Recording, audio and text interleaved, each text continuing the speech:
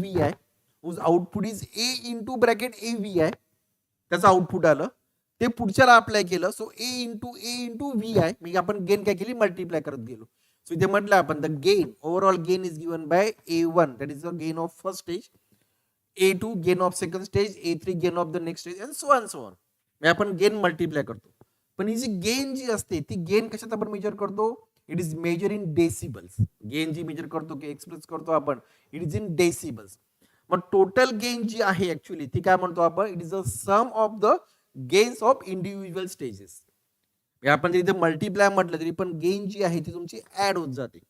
So total gain is given by the addition of gain of individual stages. म्हणजे आपण काय म्हटलं पुढे, therefore gain which is in decibel is given by A1 plus A2 plus A3 plus A4 dot dot dot AN if there are n number of stages. म्हणजे जेवढ्या stage असेल तेवढ्या त्याच्या आपल्या गेन्स आल्या. So gain is given by A1 plus A2 plus A3 dot dot dot AN. आता आपल्याला actually त्याची ब्लॉक डायग्राम बघायची. मल्टी स्टेज एम्प्लिफायर एक्झॅक्टली काय आहे, ब्लॉक्स पहिले बघू आपण, पाठी डिस्प्ले होत आहेत. इनपुट आपण अप्लाय करतोय, that is obviously apply to the first block. First block काय असणार आहे, that is first stage amplifier. तो फर्स्ट स्टेज जो आहे तो आपण पुढे दुसऱ्या स्टेजला जोडतोय, and for that purpose we have to use a coupling device. आपल्याला एक कपलिंग पार्ट म्हणजे कॉम्पोनंट लागतोय, कपलिंग डिव्हाइस. आपण कपलिंग मागच्या वेळेला बघितलं होतं, कुठे बघितलं एक्झाम्पल, तर मागच्या वेळेला आपण ट्रेन, एक्झॅक्टली ट्रेनचं बघितलं. ट्रेनचं आपण कपल्स करतो दोन याला, ठीक आहे. That is a coupling. म्हणजे output of one stage is connected to the input of another stage by using a device or by using a component is known as a coupling component. मधला block जो आला that is a coupling. Second block जो येईल पुढचा third block, that is actually the second stage. त्याच्या पुढे परत आपण पुढे स्टेज जोडतोय. So once again the coupling component is required. So परत एक कपलिंग कॉम्पोनंट आला, त्यानंतर पुढे पुढची स्टेज आली, that will be the our third stage. इथे आपण 3 स्टेज स्टडी करतोय आणि शेवटी काय मिळणार आपल्याला, that is the output. So this is the block diagram of multi stage amplifier. काय काय म्हटलंय आपण, in multi stage amplifier a number of single stage amplifiers are cascaded with each other. Cascade केले, एकाचं काय आउटपुट पुढच्याला आपण जोडलो, पुढच्याला पुढे एकाच्या पुढे जोडत गेलो आपण, त्याला म्हटलं आपण cascaded. Due to which output of stage is connected to the input of next stage by using a component known as a coupling component. Coupling component आपण पुढे पुढे जोडत गेलो. That is a block diagram of multi-stage amplifier. आता हे जे multi stage amplifier जे आहेत त्याच्यामध्ये आपण कपलिंगला कॉम्पाउंड वापरले, आणि as per the component use there are the different types of amplifiers. Types of amplifier जे आहेत that will depends upon, mostly depends upon the how we are going to couple the one stage of amplifier with the other stage. एका स्टेजचा output दुसऱ्याला आपण कसं couple करतोय त्याप्रमाणे याचे types आहेत. So first type that is known as a RC coupled amplifier. RC, resistor and capacitor. So RC coupled amplifier. Second, that is a RL coupled amplifier. So in this case, resistor and L stand for the inductor. Where resistor and inductors are used for the coupling purpose. So RL coupled amplifier. Next, that is a LC coupled amplifier. मगाशीच म्हटलं L म्हणजे inductor. So inductor and capacitor are used for the coupling purpose. So it is a inductor coupled amplifier. Next type, that is a transformer coupled amplifier. म्हणजे आपण काय करतो, एका stage जोडताना मध्ये आपण ट्रान्सफॉर्मर वापरतो, त्याला कपलिंग ट्रान्सफॉर्मर म्हणतात. आपण जेव्हा ट्रान्सफॉर्मर स्टडी करू तेव्हा आपण बघणार आहोत कपलिंग ट्रान्सफॉर्मर किंवा ट्रान्सफॉर्मरचं ऍक्च्युअली आपल्या युट्यूब वरती ऑलरेडी लेक्चर आहे ट्रान्सफॉर्मरचं. त्यामुळे टाइप्स ऑफ ट्रान्सफॉर्मर मध्ये कपलिंग ट्रान्सफॉर्मर मेन्शन केलेलं आहे. तर coupling transformer use to couple the one stage of amplifier with the other stage. That is a transformer coupled amplifier. Next, it is a direct coupled amplifier. That means in this case the coupling components are not required, not used. Direct एका स्टेजचं output, कलेक्टरचं output जे असेल ट्रान्झिस्टरचं एका स्टेजचं, ते direct दुसऱ्या स्टेजच्या आपण बेसला apply करतोय, म्हणजे डायरेक्ट कनेक्ट करतो. त्याला म्हटलं आपण direct coupled amplifier. The next type is a optical coupled amplifier. Optical coupled, optical म्हणजे काय, optic means light. So in this case light is use for the coupling purpose. And nowadays these optical coupled amplifiers are widely used because they have many advantages. हे light वापरल्यामुळे सगळ्यात main advantage काय, तुमचं transmission जे आहे coupling, it is very fast. May mostly in this case we have to use opto coupler. आपल्याला पुढे 12th study करायचं ट्रान्सड्युसर मध्ये opto coupler. So mostly the opto coupler is use to couple the output of one stage with the other stage. ट्वेल्थला आपण तो opto coupler काय आणि तो ऑप्टो कपलरचं पण ऑलरेडी आपल्या युट्यूब वरती आहे, तुम्ही परत युट्यूब वर जाऊन चेक करू शकता how the opto coupler works and how that opto coupler use to couple the output of one stage with the other stage. So these are the types of amplifier, types of multi-stage amplifier, and these types depends upon the coupling component use. आता आपल्याला आज जो first जो आपण study करतोय तो आहे आपला आरसी कपल्ड एम्प्लिफायर. आरसी आपण मगाशीच म्हटलं, in this case the resistors and capacitors are use for the coupling purpose.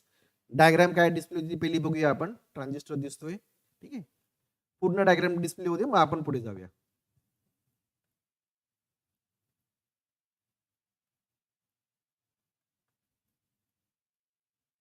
इथे आता जो सीसी दाखवलाय आपण त्याला आपण थोडस हायलाइट केलंय का ते बघू आपण. त्याचं वर्किंग एक्झॅक्टली काय, हायलाइट का केलं ते बघू, स्टडी करूया.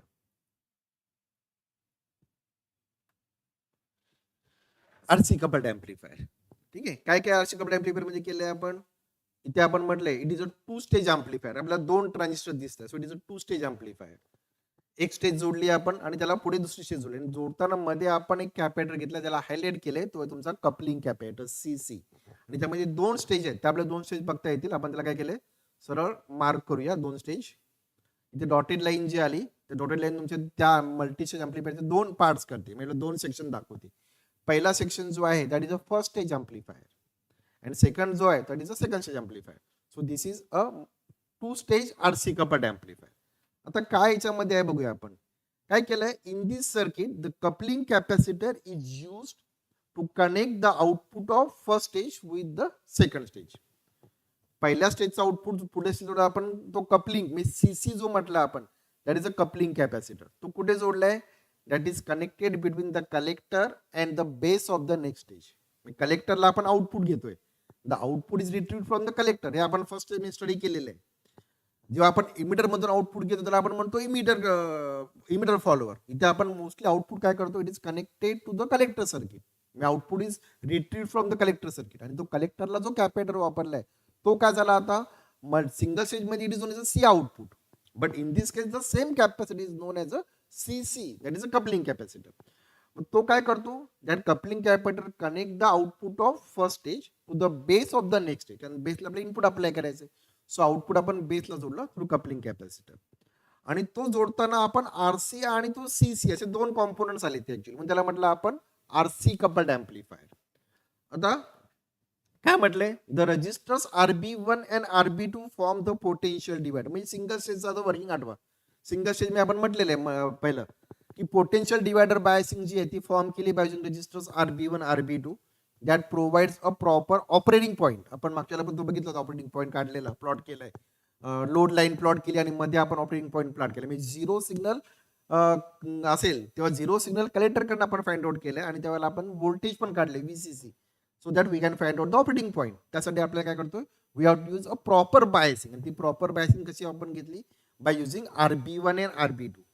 त्यानंतर RE and CE is use. RE आणि CE चा यूज काय आहे, that is use as a stabilization purpose. What is the function of stabilization, how it stabilize. त्या सिंगल स्टेज एम्प्लिफायरला जा आणि त्याचं वर्किंग परत एकदा बघा काय म्हटलंय ते. So RE and CE form the stabilisation network.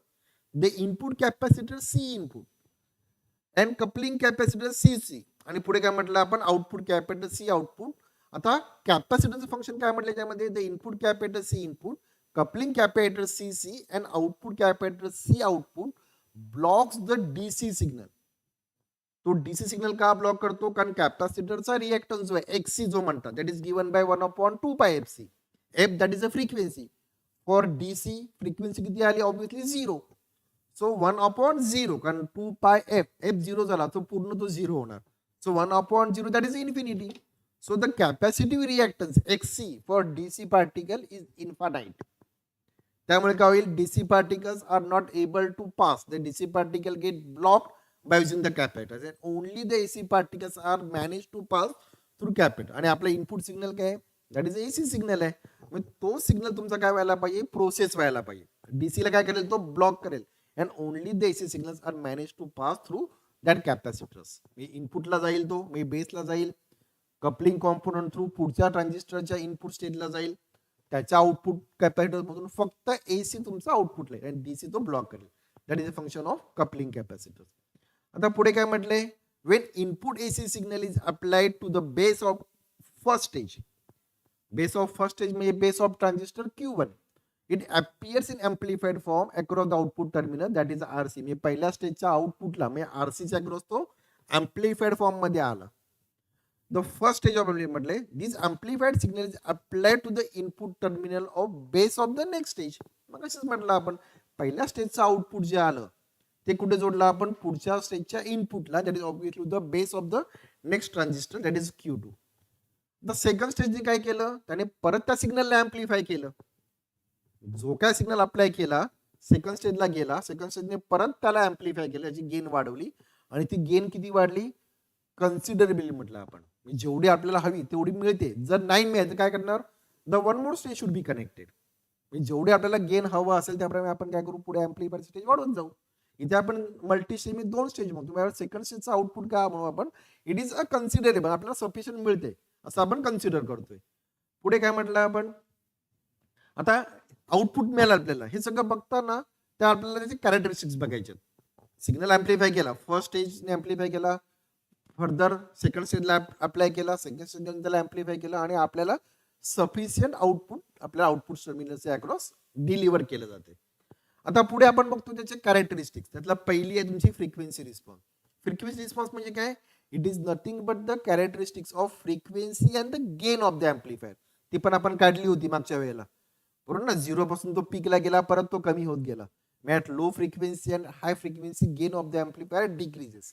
इथे काय होते बघूया, फ्रिक्वेन्सी अँड गेन.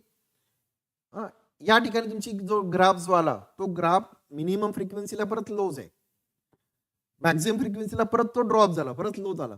पण मिड फ्रिक्वेन्सीला we are getting a sufficiently constant gain. म्हणजे आउटपुट व्होल्टेज हा सफिशियंटली कॉन्स्टंट राहतो, तो फ्लक्च्युएट नाही होत आहे. But at low frequency and high frequency the gain of the amplifier falls, जसं आपण सिंगल स्टेजला बघितलेलं. आता ही जी आपण काढली जिथे आपला तो फ्लॅट झाला that is known as a maximum gain, A max. आणि आपण अजून काय बघितलं होतं मागच्या वेळेला, आपण बघितलं होतं 0.707 टाइम्स द मॅक्झिमम गेन. ती व्हॅल्यू काढली आपण, ती बघूया आपण काय आली. ती आता इथे आल्या ग्राफमध्ये, it is a 0.707 times A max. आता ही जी लाईन जी आली ज्या ठिकाणी त्या ग्राफला कट करते, इंटरसेक्ट करते, that point gives a 2 frequencies that is known as a cut off frequencies म्हणून आपण त्याला. पहिली मिळालेला आपल्याला F1 it is a lower frequency and पुढची मिळते आपल्याला F2 that is a highest frequency. आता हा लोवेस्ट फ्रिक्वेन्सी आणि हायेस्ट फ्रिक्वेन्सी मधली जी बँड जी आली that is a bandwidth. So difference between the highest frequency and the lowest frequency is known as a bandwidth. त्याची bandwidth झाली. काय म्हटलं बघा आता परत, characteristics of gain frequency shows that at low frequency and high frequency gain drops. Low and high फ्रिक्वेन्सीला gain drop झाली.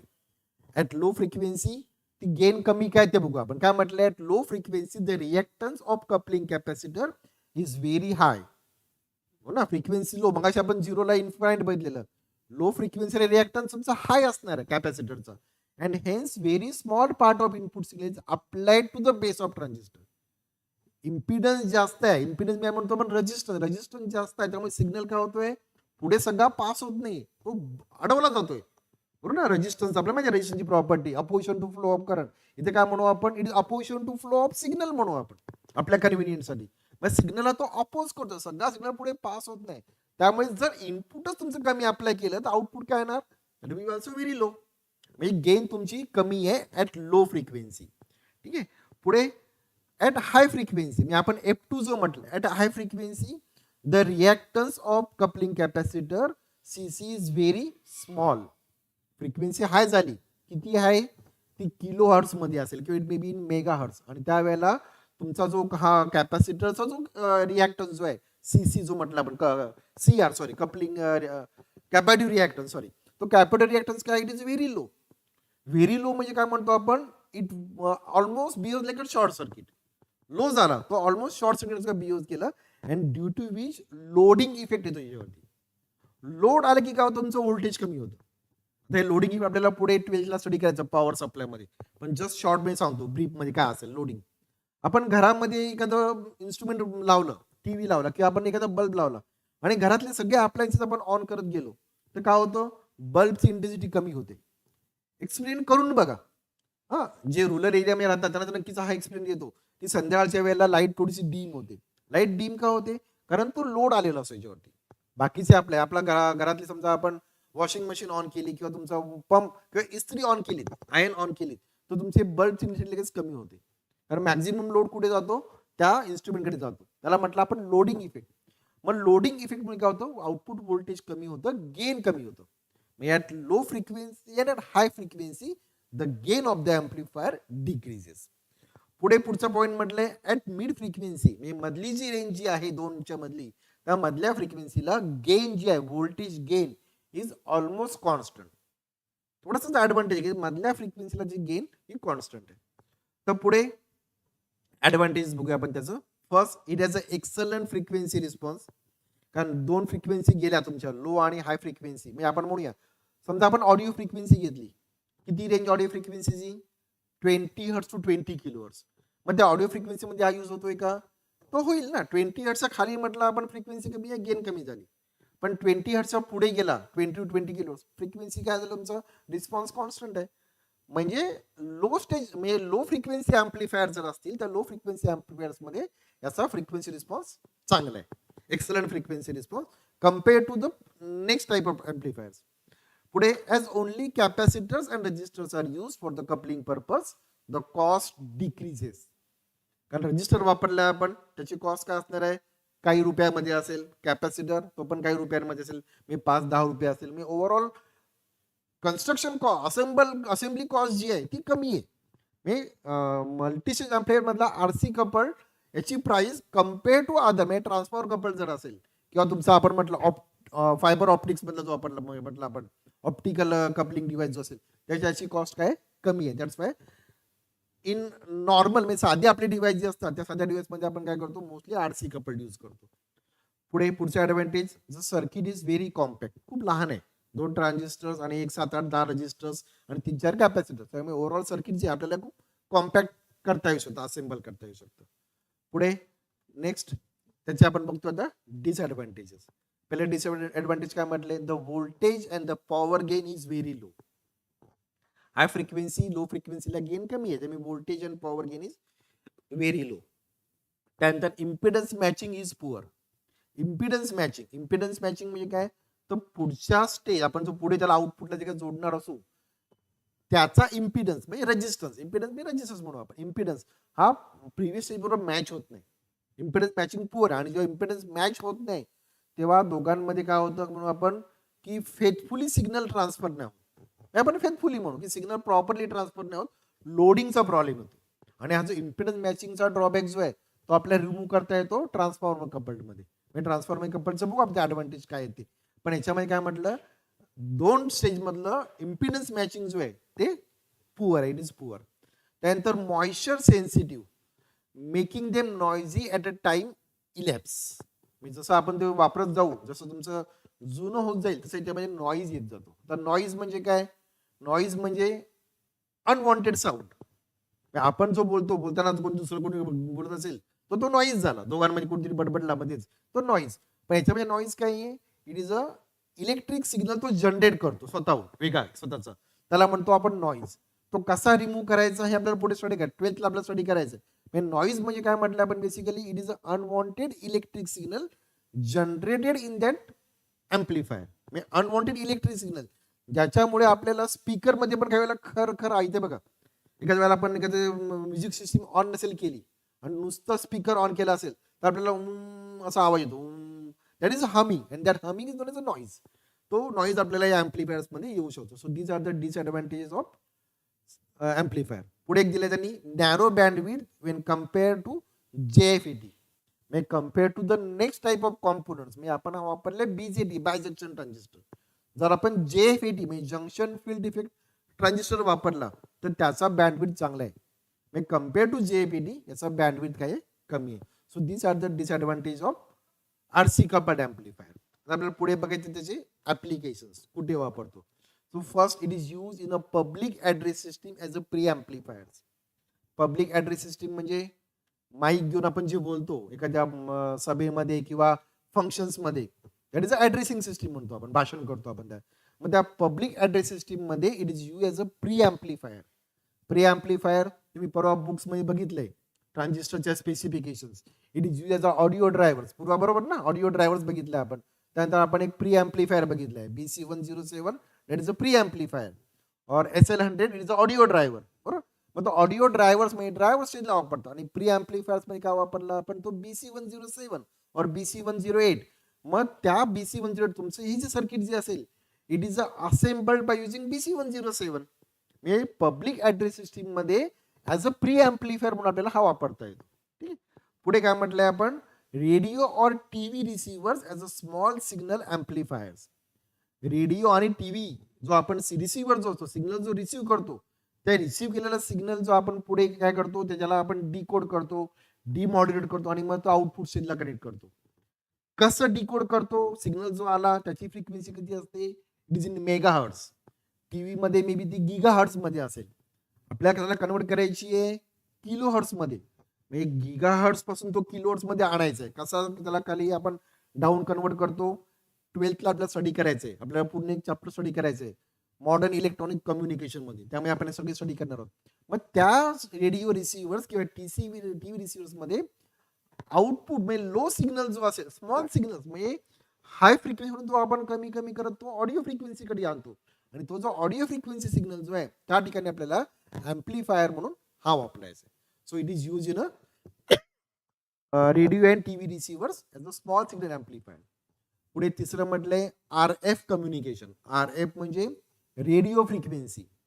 Radio frequency किती असते, रेडिओ फ्रिक्वेन्सी तर अबाउट 20 किलोहर्ट्झ जी फ्रिक्वेन्सी असते. म्हणजे audio frequency 20 hertz to 20 kilohertz, त्याच्यापेक्षा वरच्या फ्रिक्वेन्सी ज्या असतात त्याला म्हणतो आपण रेडिओ फ्रिक्वेन्सीज. म्हणजे मोस्टली रेडिओ स्टेशन्स, रेडिओ जे आपण ट्रान्समिशन घेतो किंवा रेडिओ सिग्नल जे आपण रिसिव्ह करतो त्या फ्रिक्वेन्सी ज्या असतात त्याला म्हणायचं रेडिओ फ्रिक्वेन्सीज. किती असतात, घरी गेल्यानंतर तुमचा FM किंवा तुमचा रेडिओ आहे MW मीडियम वेव्ह जे असतात, AM म्हणतो आपण त्याला, बाबा त्याला म्हणतात मीडियम वेव्ह म्हणतो. ते स्टेशन्स बघा, चेक करा किंवा मोबाईलवरती पण तुम्हाला कळेल. ट्यून जर तुम्ही केलं स्टेशन्स तर कळेल आपल्याला. FM जर आपण घेतलं ती फ्रिक्वेन्सी किती असते, मेगाहर्ट्झ 107.8 मेगाहर्ट्झ, म्हणजे 92.7 मेगाहर्ट्झ किंवा 90.9 मेगा, असे वेगळ्या फ्रिक्वेन्सीज असतात. ती मेगाहर्ट्झ मध्ये आहे. मग त्या फ्रिक्वेन्सीला म्हटलं आपण रेडिओ फ्रिक्वेन्सीज. काय असतात त्या फ्रिक्वेन्सी, त्याचा एक स्पेक्ट्रम असतो from low frequency to high frequency. तो स्पेक्ट्रम पण आपल्याला पुढल्या वर्षी 12th ला स्टडी करायचा आहे. Frequency spectrum use in communication, तो पार्ट स्टडी करायचा. तर आपल्याला हे RF कम्युनिकेशन काय ते कळणार आहे. त्या RF कम्युनिकेशन मध्ये आपण काय वापरलं, we have to use this amplifier. पुढे कुठे म्हटलं आपण, it is use in optical fibre communication. Optical fibre communication म्हणजे सिग्नलची स्ट्रेंथ आपल्याला वाढवायची आहे. आपण तो सिग्नल काय करतो, ऑप्टिकल लाईट थ्रू ट्रान्सफर करतो. लाईट थ्रू ट्रान्सफर करताना त्याची इंटेन्सिटी कमी होते. ऍक्च्युअली किती ट्रान्सफर करतो, डिस्टन्स किती आहे, तर अप्रॉक्सिमेटली 40 किलोमीटर पण आपला सिग्नल ट्रान्सफर करता येतो. इथून तुम्ही सिग्नल ट्रान्सफर केलात, मी तो पाईप असतो फायबर ऑप्टिकचा, त्यातून आपण लाईट ट्रान्सफर करतो. रिसिव्हिंग एंड किती किलोमीटर वरती आहे, अप्रॉक्सिमेटली 40 किलोमीटर वरती. मग 40 किलोमीटर डिस्टन्स कव्हर करताना मे बी तुमची इंटेन्सिटी लाईटची कमी होणार आहे. ऍक्च्युली यामध्ये 100% रिफ्लेक्शन वापरलेलं असतं, लॉसेस होत नाहीत. तरी पण 40 किलोमीटर पर्यंत आपण म्हणू की थोडी लाईट डीम होऊ शकते. आणि मग त्याला काय करतो आपण, कन्वर्ट करतो लाईट टू इलेक्ट्रिक सिग्नल. आणि मग तो सिग्नल आपल्याला एम्प्लिफाय करायचा असेल तर त्या ठिकाणी काय वापरलं आपण, once again this RC coupled amplifier is used. So RC coupled amplifier is a basic amplifier widely used in our amplifiers किंवा address systems. So that is our first stage amplifier. म्हणजे first amplifier, that is the first multi-stage amplifier, that is the RC coupled amplifier.